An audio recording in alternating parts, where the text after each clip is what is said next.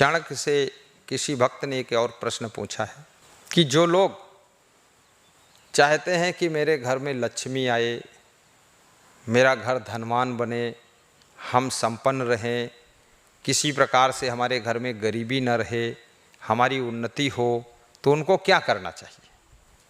तो उनको 3 काम करने के लिए चाणक्य ने बताया है। कौन 3 काम है?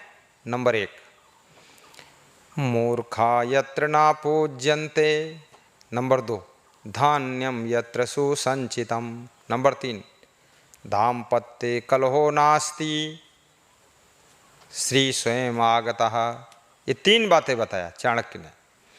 नंबर 1 क्या बताया कि मूर्खा यत्र न पूज्यन्ते, जिसके घर में कोई मूर्खता का काम नहीं करता है और मूर्खों का सम्मान नहीं होता है, और जिसके घर में मूर्ख की पूजा नहीं होती और मूर्ख की कोई वहाँ पर स्थिति नहीं है, मूर्ख के लिए जगह नहीं है, उस घर में लक्ष्मी आती है। और जिस घर में मूर्ख जितने ज़्यादा होंगे, मूर्खों का आदर होगा, उल्टा पलटा कर्म करे फिर भी उसका आदर सम्मान हो रहा है, उस घर में जो है पूरा गरीबी रहेगी और लक्ष्मी रूठ कर चली जाएगी।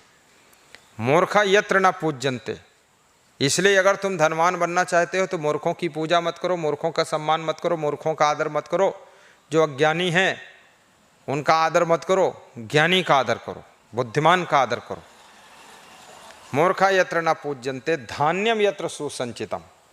और जो लोग अपने घर में अन्न का अपमान नहीं करते, अन्न के एक एक दाने को संग्रहित करके संभाल कर रखते हैं, अन्न के एक एक दाने को, उस घर में शांति रहती है, उस घर में शांति रहती है और संपत्ति भी रहती है, उन्नति भी होती है, और वो घर हमेशा विकास करता है। उस घर में लक्ष्मी की कृपा रहती है। और जिस घर में दंपति जीवन में अर्थात पति पत्नी के जोड़े में कलह कलेश नहीं होता है, लड़ाई झगड़ा नहीं होता है, परस्पर सब प्रेम से रहते हैं, उस घर में लक्ष्मी की कृपा रहती है, वहाँ गरीबी नहीं रहती। और जिस घर में सब मनमानी करते हैं, एक दूसरे के पास बैठते नहीं हैं, एक दूसरे से बात नहीं करते हैं, एक दूसरे से मिलते जुलते नहीं हैं, आपस में प्रेम स्नेह नहीं है, मूडी डूडी बने हुए हैं, न जाने कहाँ नागपुर में घूम रहे हैं, बोरा ढो रहे हैं, न जाने कहाँ मक्का की खेत में घूम रहे हैं, वहाँ खीसे काट रहे हैं, आधी रात के दूसरे के द्वारे खड़े हैं। इस तरह के मूर्ख लोग जहाँ रहते हैं, उस घर में लड़ाई झगड़ा भी खूब होगी और उस घर में बिल्कुल दरिद्र आ जाएगा। वहाँ न शांति रहेगी, न संपत्ति रहेगी, पूरा दुख ही दुख रहेगा। अगर सुखी होना चाहते हो, संपन्न रहना चाहते हो, तो बस एक ही फार्मूला अपनाइए। क्या? मूर्खों से दूर रहिए, मूर्ख का सम्मान मत कीजिए, मूर्ख से दूरी बनाकर रहिए, खुद मूर्ख मत बनिए, मूर्खता के कार्य मत करिए, और अन्न का अपमान मत करिए।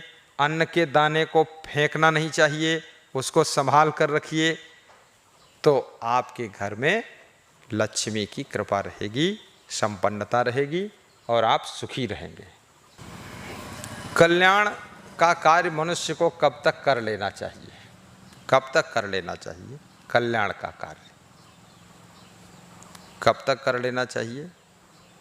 यावत स्वस्थो ही अयम देहो यावन मृत्युस्त दूरितः तावदात्महितं कुर्यात् प्राणान्ते किं करिष्यति, प्राणान्ते किं करिष्यति। बहुत अच्छा है फार्मूला। क्या है? यावत स्वस्थो ही अयम देहो, ये शरीर जब तक निरोग है अर्थात स्वस्थ है, यावन मृत्युस्त दूरितः, और जब तक मृत्यु नहीं आती है, मृत्यु दूर है, और तावदातम हितम कुर्यात् प्राणान्ते किम करिष्यति, तब तक ही तुम अपने हित का कार्य कर सकते हो, कल्याण का कार्य कर सकते हो। प्राण का अंत होने पर, मृत्यु होने पर तुम क्या करोगे? अर्थात कुछ नहीं कर पाओगे। इसलिए जवानी अवस्था में, स्वस्थ अवस्था में, संपन्न शरीर में आपको कल्याण का कार्य प्रारंभ कर देना चाहिए। मरने से पहले ही कल्याण का कार्य प्रारंभ कर देना चाहिए। शरीर को रोगी होने से भी बचाना चाहिए, तब आप अपनी साधना कर सकते हो। जिसका शरीर बहुत रोगी है वो साधना वाधना कुछ नहीं कर पाएगा, वो अपना उसी चक्कर में फंसा रहेगा। और शरीर निरोगी रखना चाहते हो तो कठोर श्रम करो, कठोर मेहनत करो, शरीर से पसीना निकलना चाहिए और शरीर थकना चाहिए, भूख खूब लगना चाहिए, गहरी नींद आना चाहिए, भोजन कम खाना चाहिए, चबा चबा कर खाना चाहिए, और साथ साथ में जंपिंग वाला व्यायाम भी कर लो। अब घंटे 2 घंटे बैठ करके प्राणायाम और नाक सुन्न फुन्न करने से उसमें टाइम बहुत बर्बाद हो जाता है। इसलिए 5-10 मिनट जंपिंग वाला व्यायाम कर लीजिए, एकदम सांस फूल जाएगी और तेज सांस चालू हो जाएगी, कपालभाति अपने आप स्टार्ट हो जाएगी, ऐसे चालू हो जाएगी। उससे जो है आपका स्वास्थ्य अच्छा रहेगा। फेफड़ों में जल्दी जल्दी ऑक्सीजन भी भरना चाहिए, जल्दी जल्दी निकालना चाहिए, आपको हफ भी जाना चाहिए। और ये चुप्पे ढेर जैसा, माटी की धोंधा जैसा यदि बैठे रहोगे तो कभी स्वस्थ नहीं रहोगे। कर्म करो, ज़्यादा सोओगे तो भी स्वस्थ नहीं रहोगे और जल्दी मर भी जाओगे, प्रारब्ध जल्दी पूरा हो जाएगा। इसलिए चिंता भी मत कीजिए। चिंता उन्हीं को नहीं होती जिनका काम सब कंप्लीट रहता है, जिनका काम सब आधा अधूरा पड़ा हुआ है, व्यवस्था सब बिगड़ी सिगड़ी है, उनको चिंता टेंशन खूब रहती। इसलिए आलसी मत बनो, काम अच्छी तरह से करो और एडवांस काम अपना सेटिंग से सब फिट रखो समय पर, तो आपको चिंता कभी हो ही नहीं सकती है। उल्टा पल्टा काम करोगे, विवेकहीन कार्य करोगे, हमेशा तुम टेंशन में रहोगे, चिंता में रहोगे, चाहे जो कुछ करो। सही सलामत रहिए, आपका कल्याण होगा और आपकी उन्नति होगी। एकोपि गुणवान पुत्रो निर्गुणैश्चा सतैवरः, एकश्चंद्रस्तमो हन्ति न च तारा शास्त्रसः। जैसे एक गुणवान पुत्र अगर आपके परिवार में है तो वही काफ़ी है, एक ही काफ़ी है। और अवगुणी पुत्र सैकड़ों हैं तो वो सब बेकार है। सैकड़ों मूर्ख लड़कों से क्या हो सकता है? एक अगर बुद्धिमान और गुणवान लड़का है, जैसे एक जलता हुआ दीपक है, तो जलता हुआ दीपक, एक भी दीपक जल रहा है तो उजाला हो जाएगा, दिखाई देगा सब। और सैकड़ों बुझे हुए दीपक रखे हैं तो कोई काम के नहीं, फालतू, उसमें उजाला ही नहीं रहा। खाली संख्या गिन लो कि 100 दीपक हैं। ऐसे जैसे कौरव 100 भाई थे और पांडव 5 भाई थे, लेकिन ये गुणवान थे, 5 भाई गुणवान थे।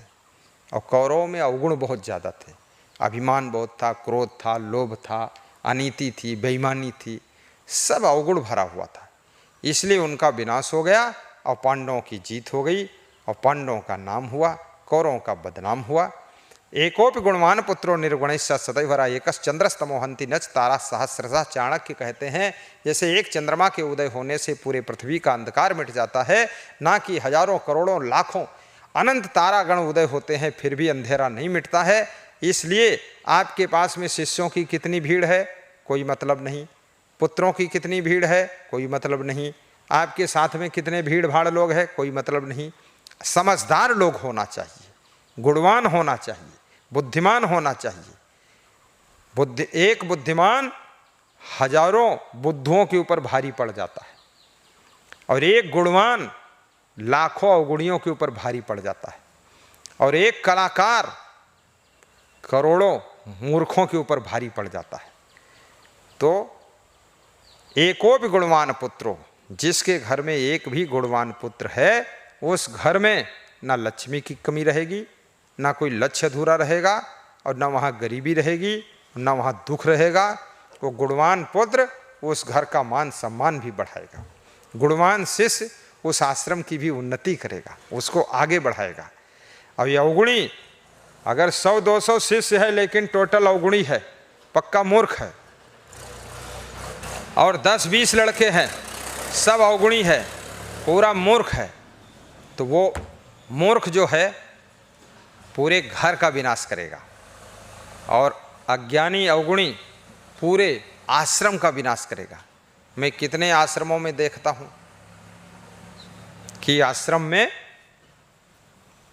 150-150 शिष्य है, लंगोटी बाज, सब लंगोटियाबाज है, सब पहरा है खूब कपड़ा, साधु जैसा तिलक लगाता खूब करता है, और इतना अवगुणी है, काम नहीं करेगा, भोजन नहीं बनाएगा, झाड़ू भी नहीं लगाएगा, पड़ा पड़ा सोता रहेगा, क्रोध खूब करेगा, उलझ जुलझ काम करेगा, पैसा और सामान सब बर्बाद करेगा, तो आश्रम सब सत्यानाश हो जाता है। लड़ भीड़ करके, झगड़ करके, भाग भूग कर इधर उधर घूमेगा, व्यभिचार करेगा, उल्टा पल्टा काम करेगा, आश्रम का पूरा विनाश कर देगा। ऐसे ऐसे गुरु लोगों को मैं जानता हूं जिनके 150-200 शिष्य रहे हैं, और उनके पास रहने वाला वृद्धावस्था में उनकी दो चार भी सेवा करने वाले नहीं। वो सब मूर्ख आपस में लड़ झगड़ करके काम वासना में जल रहे हैं, और क्रोधी बहुत है, लोभी भी है, आश्रम में ही चोरी करता रहता है, और सब आश्रम का विनाश कर डाला। और वे मूर्ख लोग, ऐसे पुत्र कितने घरों में देखता हूँ, 4-4 बहुएं हैं, 6-6 बहुएं हैं, 20-20 औरतें हैं, खूब लेडीजों का मेला झमेला चल रहा है, लेकिन उस घर में ना कोई जूठे बर्तन मांजना चाहता है, ना कोई झाड़ू लगाना चाहता, नाश्ता भी नहीं बन रहा है, ना तो उस घर में कोई आटा मारने वाला है, कोई भोजन बनाना नहीं चाहता है। सब अलबेली साड़ी पहनकर, और खूब साड़ी बनारस वाली, और लहंगा बॉम्बे का, और खोपड़ी ना मालूम किस गधे की, दिमाग काम नहीं करता है, और सब उल्टा पल्टा काम करना, सासू से लड़ना, ससुर से लड़ना, पति से लड़ना, और सबसे झगड़ना, और बहुओं को परेशान करना, पूरे घर को नरक कुंड बना दिया। गम भी खाइए, समता भी रखिए, सहनशीलता भी रखिए, और आपस में मिलजुल करके भी रहिए, तब आपका जीवन धन्य होगा और सुखी रहोगे। तो क्या लिखा है, एकोपि गुणवान पुत्रो निर्गुणैश्चा सतैवरः एकश्चन्द्रस्तमोहन्ति न च तारा सहस्रशः। ठीक है ना। कुग्रामवासा कुलहीन सेवा कुभोजनं क्रोधमुखी च भार्या पुत्रश्च मूर्खः विधवा च कन्या बिनाग्निना खडे प्रदहन्ति कायम। अब दूसरी बार इस प्रश्न को रिपीट किया गया, वे कौन से लोग हैं जो कि बिना आग के जलते रहते हैं। तो नंबर 1, जिनका बुरे लोगों के गांव में वास है। नंबर 2, कुग्रामवासा, कुलहीन सेवा, और जो नीच कुल की सेवा कर रहे हैं। तीसरा, जिनको बुरा भोजन मिलता है। चौथा, जिनको झगड़ालू स्त्री मिली है। पांचवा, जिनका लड़का मूर्ख है, पुत्रस्य मूर्खो विधवा च कन्या। छठा लक्षण, जिनकी कन्या विधवा है, जिस कन्या के पास में उसका सुहाग खत्म हो गया, पति मर गया है, विधवा होकर कन्या बैठी हुई घर में। तो विधवा च कन्या, ऐसी जिसको कन्या मिली है, जो विधवा हो गई, घर में बैठी हुई है, तो उस घर में जो है जितने लोग रहते हैं उनको शांति नहीं मिलती है, और ना उनको चैन मिलती है, वो बिना आग के निरंतर जलते रहते हैं। इसलिए दुष्टों के गांव में घर मत बनाइए, दुष्ट पड़ोसी के पास में घर मत बनाइए। जो भ्रष्ट लोग हैं, चरित्रहीन हैं, उनकी सेवा में मत रहिए, चरित्रवान की सेवा कीजिए। क्रोधी झगड़ालू स्त्री से विवाह मत कीजिए। मेहनत करके उन्नति कीजिए, तो बुरा भोजन मत खाइए, शुद्ध पवित्र भोजन खाइए, और इतना पुण्य कमाइए जिससे कि आपके घर में पुत्र भी बुद्धिमान पैदा हों, और इतना पुण्य परोपकार कीजिए जिससे कि आपकी बेटी सदैव सुहागवती रहे और उसका पति बीच में ना मरे। और स्वयं भी ऐसे कर्म करो जो पति